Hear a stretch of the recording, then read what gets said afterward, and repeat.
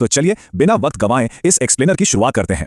भारत के लगभग 200 वर्षों के घने और जटिल प्रशासनिक इतिहास को समझना अक्सर मुश्किल लगता है ना? इतिहास की तारीखें कभी-कभी उबाऊ लग सकती हैं, लेकिन आज ऐसा बिल्कुल नहीं होगा। हम इस पूरे सफर को एक बेहद आसान और शानदार परीक्षा रिव्यू गाइड में बदलने वाले हैं, जिसमें कुछ कमाल की ट्रिक्स भी शामिल होंगी।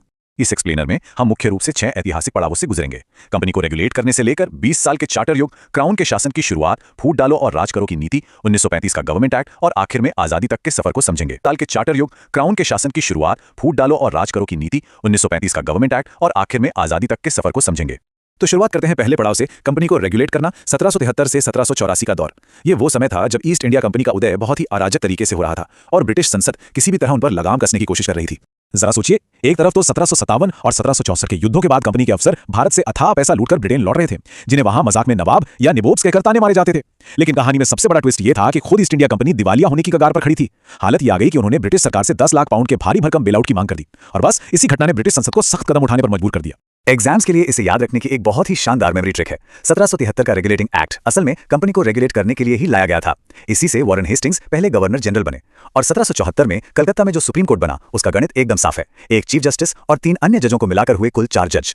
इसके बाद आता है 1784 का पिट्स इंडिया एक्ट। इसे याद रखने के लिए बस इतना सोचिए कि कंपनी का काम 2 हिस्सों में पिट गया, या कह लीजिए बंट गया। इसे ही द्वैध शासन या दोहरी सरकार कहा गया। एक तरफ कोर्ट ऑफ डायरेक्टर्स थे, जिनका काम सिर्फ व्यापारिक मामले देखना था, और दूसरी तरफ ब्रिटेन में बैठा एक नया बोर्ड ऑफ कंट्रोल बन गया, जिसने भारत की राजनीति और प्रशासन का कंट्रोल अपने हाथ में ले लिया। चलिए अब दूसरे हिस्से पर आते हैं, 20 वर्षीय चार्टर युग। यहां से हम देखेंगे कि कैसे ब्रिटिश संसद ने कंपनी के प्रशासनिक ऑडिट का एक पूरा गणितीय पैटर्न सेट कर दिया। ये 20-20 साल का पैटर्न एग्जाम्स में बहुत बार पूछा जाता है। 1793 से शुरू होकर ब्रिटिश संसद ने तय किया कि वो हर 20 साल में कंपनी का मूल्यांकन करेगी, और हर रिन्यूअल के साथ उन्होंने धीरे धीरे कंपनी की शक्तियां छीनना शुरू कर दिया।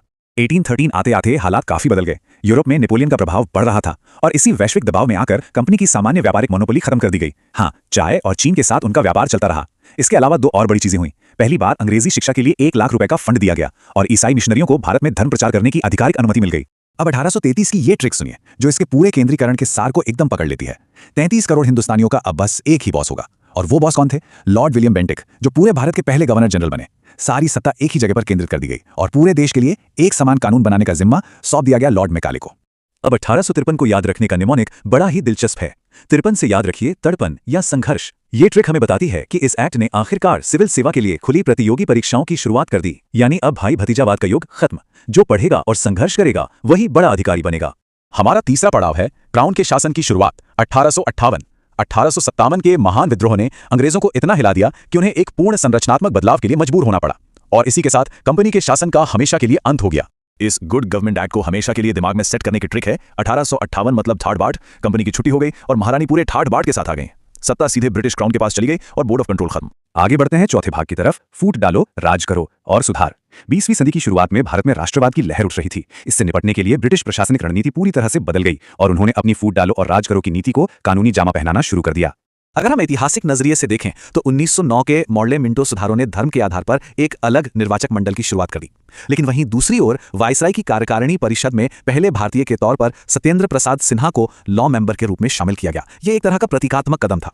और इसे याद रखने की क्विक ट्रिक क्या है? मिंटो ने समाज को मिंटो में बांट दिया। जी हाँ, लॉर्ड मिंटो का नाम सांप्रदायिक निर्वाचक मंडल प्रणाली की स्थापना से ऐसे ही जुड़ा हुआ है, और इसीलिए उन्हें इसका जनक भी कहा जाता है। अब 1919 के मॉन्टेग्यू चेम्सफोर्ड सुधारों को देखें तो इसमें जो 2 बार 19 आता है ना, वही इसका विजुअल क्लू है। दोहरा 19 मतलब दोहरा शासन। इसी एक्ट ने प्रांतीय स्तर पर द्वैध शासन या डायरकी की शुरुआत की, जहां शक्तियों को साफ तौर पर 2 हिस्सों में बांट दिया गया था। ये वो दौर था जो काफी दिलचस्प विरोधाभासों से भरा हुआ था। एक तरफ तो वो अलग निर्वाचक मंडल का दायरा सिखों, ईसाइयों और एंग्लो इंडियन तक बढ़ाकर समाज को और बांट रहे थे, और दूसरी तरफ महिलाओं को पहली बार वोटिंग का अधिकार भी दिया जा रहा था। साथ ही भविष्य के प्रशासन के लिए एक पब्लिक सर्विस कमीशन की नींव भी रखी जा रही थी। 5वां और बहुत ही महत्वपूर्ण हिस्सा, 1935 का गवर्नमेंट ऑफ इंडिया एक्ट। ये ब्रिटिश संसद द्वारा पास किया गया सबसे विस्तृत दस्तावेज था, और आगे चलकर यही हमारे आधुनिक भारतीय संविधान का एक बहुत बड़ा स्रोत भी बना। इस एक्ट ने प्रांतों को तो स्वायत्तता दे दी और वहां से द्वैध शासन हटा दिया, लेकिन केंद्र में शक्तियों का बंटवारा कर दिया। रक्षा और वित्त जैसे आरक्षित विषयों पर ब्रिटिश वायसराय ने अपना पूरा कंट्रोल बनाए रखा। भारतीय मंत्रियों को स्वास्थ्य और शिक्षा जैसी हस्तांतरित जिम्मेदारियां पकड़ा दी गईं। मतलब साफ था, असली ताकत अंग्रेजों के पास ही रही। एग्जाम के लिए बस इतना याद रखना है कि 1935 में ही राज्य के 2 सबसे बड़े और स्मारकीय स्तंभ बने।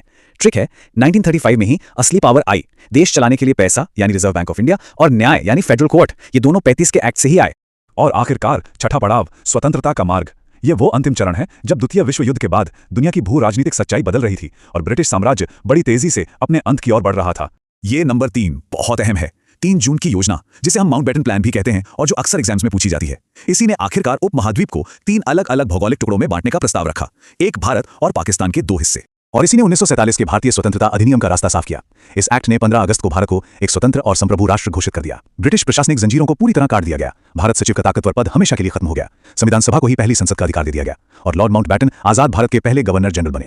इस एक्सप्लेनर को हम एक बहुत ही गहरे वैचारिक सवाल के साथ खत्म करेंगे। 1947 में हमें अपनी संप्रभुता तो मिल गई, लेकिन हमें यह जरूर सोचना चाहिए कि क्या आज की हमारी आधुनिक नौकरशाही प्रणालियां अब भी अनजाने में उसी केंद्रीकृत और ऊपर से नीचे वाले ब्लूप्रिंट पर काम करती हैं जो कभी ब्रिटिश साम्राज्य ने बनाया था? यह एक ऐसा सवाल है जो इतिहास के इस अध्ययन को आज के समय में भी बेहद प्रासंगिक बनाता है। इस पर जरूर विचार कीजिएगा।